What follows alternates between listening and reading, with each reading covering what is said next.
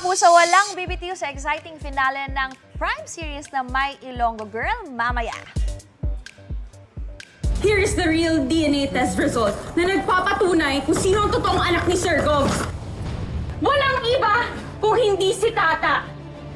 Sa wakas na naig din ang katotohanan dahil pinekeman, sa una ay lumabas pa rin ang tunay na DNA test results para patunayang si Tata ang tagapagmana ng mga Orlando. Sa pagtatapos ng serye, bittersweet daw ang nararamdaman ni Jillian Ward. Sa huling gabi mamaya, pangako niyang may twist pa rin at pakilig na aabangan sa karakter nila ni Michael Sager na nasa loob ngayon ng Big Brother house.